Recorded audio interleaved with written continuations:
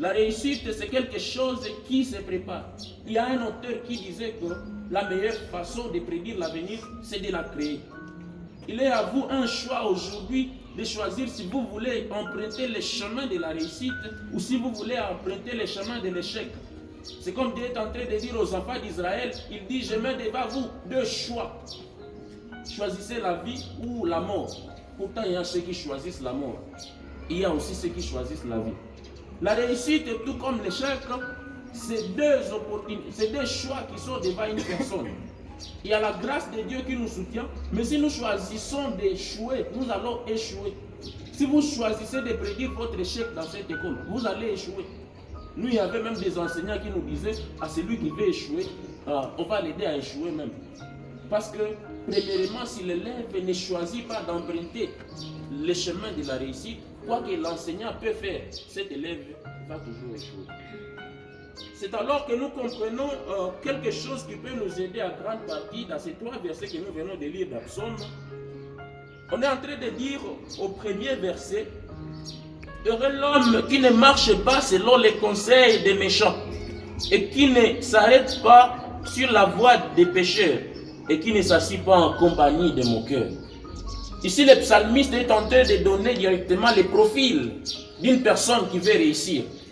Il est en train de montrer comment la personne doit se comporter. Il y a des comportements que vous devez avoir pour arriver à la réussite. Et ici, il est en train de parler premièrement de séparation.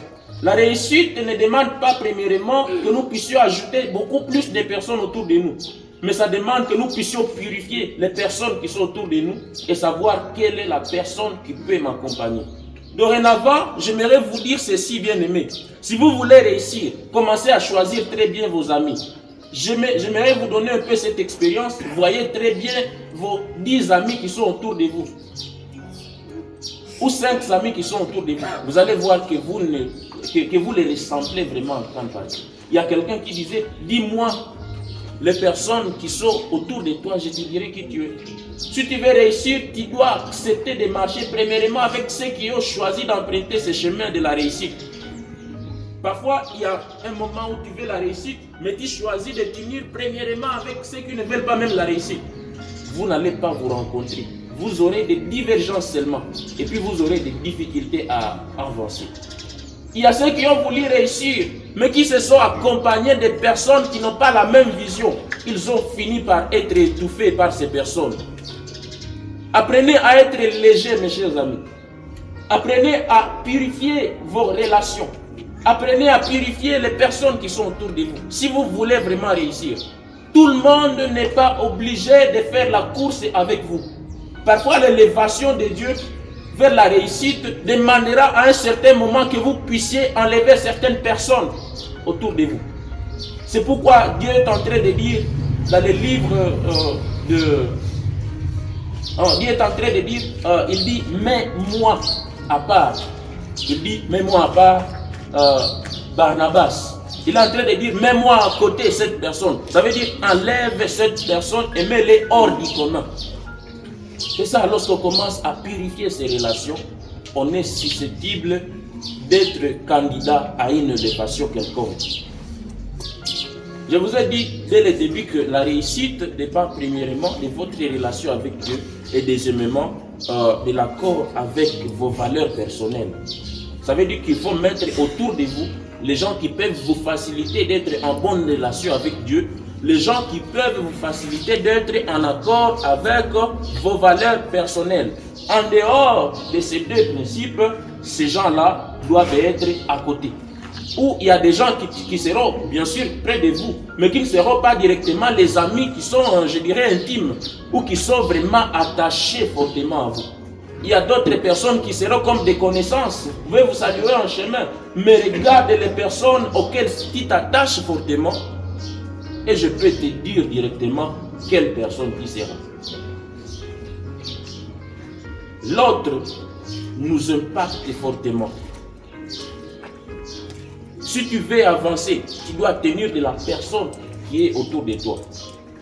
Le psalmiste n'a pas dit au hasard, il dit heureux l'homme qui ne marche pas selon les conseils des méchants. Il n'a pas il n'a pas cessé par là, il a dit aussi qu'il ne s'assit pas en compagnie de mon cœur, parce qu'il savait que notre joie ou notre élévation, notre réussite dépend aussi des personnes qui sont autour de nous. Alléluia. Amen. Nous sommes ensemble. Yes. Le verset 2 nous donne encore une fois une autre chose qui peut nous aider en grande partie. C'est tellement capital. Lorsque la Bible dit dans Psaume chapitre 1, le verset 2, il dit mais la personne qui trouve son plaisir dans la loi de l'Éternel et qui la médite jour et nuit. Cette personne qui se trouve joyeuse lorsqu'il est en train de vivre la parole de Dieu. C'est cette personne qui est capable d'emprunter les chemins de la réussite. Il y a des personnes avec qui nous avons été dans la France et qui ont choisi les mauvais chemins. Et qui ont choisi de ne pas être en accord avec des vérités de la parole de Dieu. Aujourd'hui, lorsque nous les voyons, nous disons Seigneur, merci, car tu nous as donné cette grâce d'être attachés à ta parole. La parole est la source de transformation. La parole est ce qui change notre mentalité, notre façon de voir les choses. Désormais, vous devriez changer de mentalité pour voir la réussite. Parfois, si vous cherchez la réussite avec la mentalité de l'échec, vous ne pouvez jamais voir cette réussite que vous êtes en train de chercher. Avant de changer notre caractère, avant de changer tout ce que nous faisons, nous devons premièrement commencer par changer dans la tête. Parce que la mentalité que nous avons détermine à grande partie ce que nous pouvons recevoir. Il y a une personne qui peut avoir une mentalité, il y a chini ça. Cette personne-là, on peut lui donner $100. La personne va acheter un vélo. La personne va acheter un vélo. Alors, on peut même lui ajouter de l'argent. Si la mentalité est encore limitée dans un vélo, même si on lui donne $1000, il va acheter 10 vélos. Une personne qui a une mentalité qui est encore dans un vélo, même si vous lui donnez $10 000, la mentalité restera toujours dans le vélo. Alors que l'autre personne, si vous lui donnez par exemple ces $10 000, ah non, lui vraiment il est déjà dans un autre niveau de réflexion. Il est déjà dans un autre niveau de mentalité. Ça veut dire que même si nous pouvons recevoir beaucoup de choses, si notre mentalité est encore attachée à l'échec, même quand la réussite sera proche de nous, nous penserons toujours à l'échec. C'est pourquoi nous avons besoin de la transformation. Et la transformation vient de ce que nous écoutons chaque jour. La transformation vient de ce que nous lisons chaque jour. Si tu veux aujourd'hui, encore une fois, voir ces chemins de la réussite, tu devras apprendre à méditer chaque jour. Tu devras apprendre à écouter chaque jour. Il faudra aussi être sélectif par rapport à ce que vous écoutez. Sélectif par rapport à ce que vous lisez. Parce que ce que nous encaissons en nous, c'est ce qui nous façonne réellement à l'intérieur. La parole que nous écoutons, c'est ce qui nous transforme dans le mental. La parole que nous écoutons, c'est ce qui nous transforme dans notre esprit. Et si nous voulons aujourd'hui réussir, nous devons savoir quoi nous écoutons, qu'est-ce que nous lisons. J'aimerais vous poser une question. Combien parmi vous sont venus même aujourd'hui avec leur Bible? Ou combien ont même des Bibles à la maison? Donc vous voyez que parfois on peut penser la réussite alors qu'on est hors de la réalité. La Bible dit, la personne qui prend plaisir dans la loi de l'Éternel, parce que c'est la parole qui nous transforme. Dieu est en train de dire à Josué, dans les passages que nous avons lus dans Josué, il est en train de dire que il est en train de dire que, je lis là-bas, la Bible dit que ce livre de la loi ne s'éloigne point de ta bouche.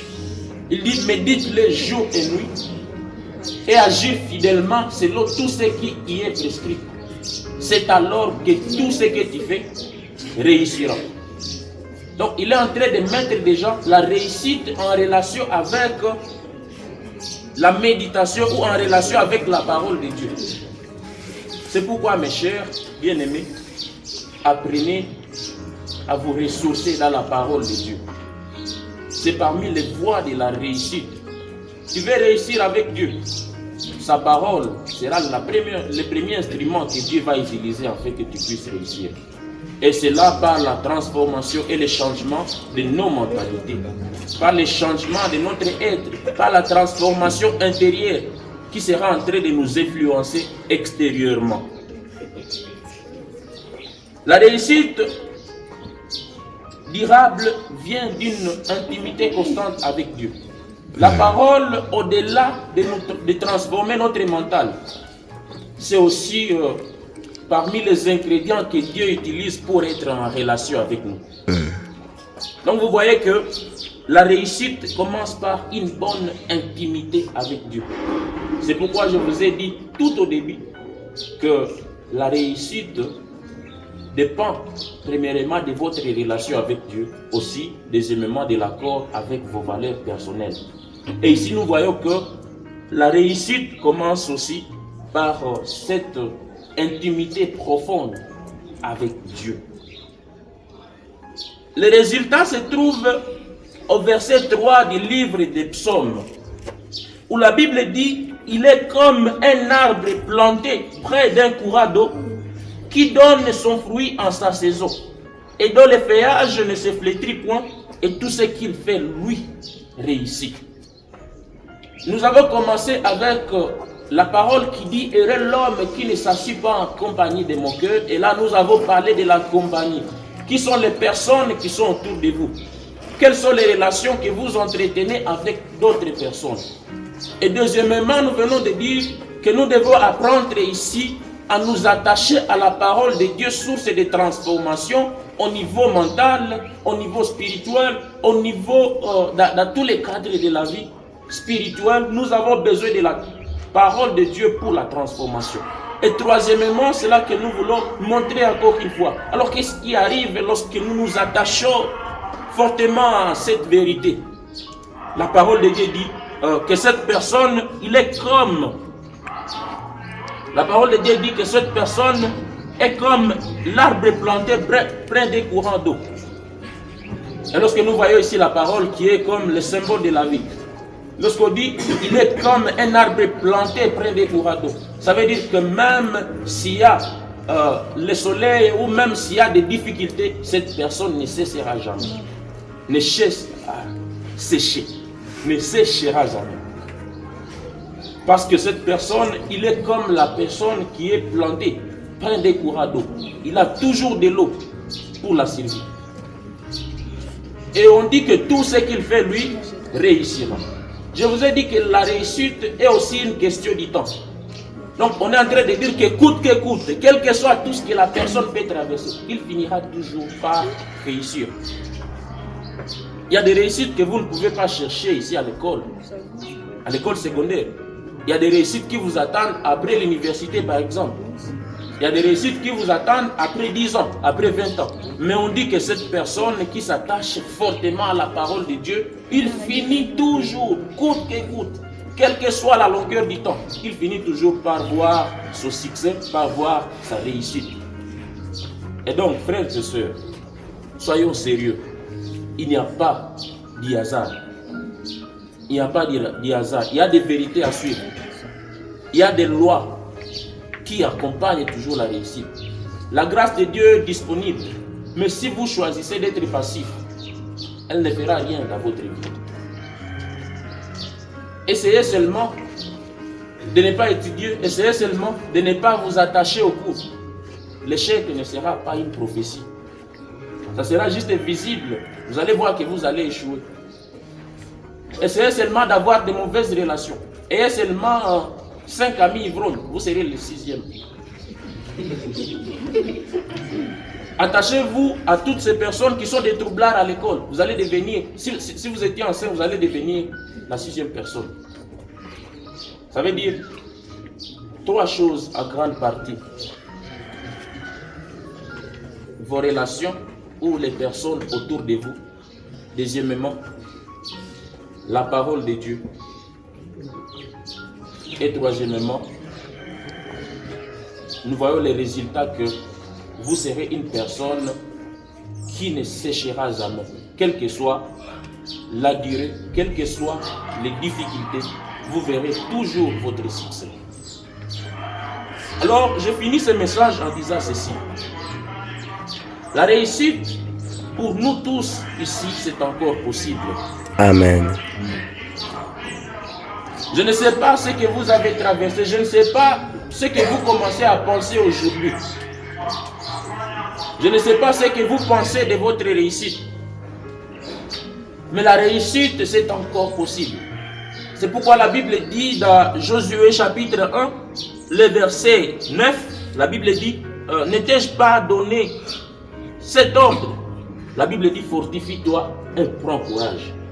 Dieu est en train de dire ceci à Josué, pendant que Josué est en train de s'interroger s'il réussira vraiment à accompagner ce peuple d'Israël. Après un légende qu'on appelle Moïse, qui vient de terminer sa course, il y a Josué qui se demande, est-ce que je parviendrai vraiment à accompagner ce peuple d'Israël? Mais il y a une très grande vérité que Dieu est en train de révéler à Moïse. Il est en train de dire, fortifie-toi et prends courage. Amen. Le passé est passé. Permettez le terme. Le présent est celle que vous pouvez changer pour que vous puissiez avoir un avenir qui est meilleur. Amen. Arrêtez d'avoir un regard qui est rétrospectif. Commencez à avoir un regard projecteur. Ce que vous avez déjà perdu est perdu. Ce qui est encore devant vous, c'est celle que vous pouvez encore une fois influencer. L'homme qui réussit tout ce qu'il entreprend, il apprend à laisser ce qui est passé derrière lui. Il apprend à protéger ce qui est encore devant lui. C'est pourquoi je vous appelle encore une fois à vous sacrifier pour tout ce que vous voulez. Tout en n'oubliant pas les lois que le Seigneur vous prescrit chaque jour. Yes. Tout en n'oubliant pas la parole de Dieu. Tout en la prenant comme guide suprême dans votre vie. Ne laissez pas votre vie s'en aller là où vous ne voulez pas être. Je sais que vous aimez tous la réussite, mais peu acceptent d'emprunter avec fidélité les chemins de la réussite. Si vous aviez déjà emprunté les chemins de l'échec, il est encore possible de vous détourner. Parce que tant que nous vivons, la grâce de Dieu est toujours disponible. Amen. Et tant que la grâce de Dieu est toujours disponible, rien n'est impossible. Amen. Je vous souhaite donc la réussite dans votre parcours. Je vous souhaite donc la réussite dans ce que vous faites, dans la vie. Et moi, je sais que le bon Dieu sera toujours avec vous. N'oubliez pas toujours que la réussite n'est pas un hasard. Là que je termine en disant, la réussite n'est pas un hasard. Choisissez aujourd'hui de réussir. Choisissez aujourd'hui d'emprunter ce grand chemin de la réussite. Que Dieu vous bénisse.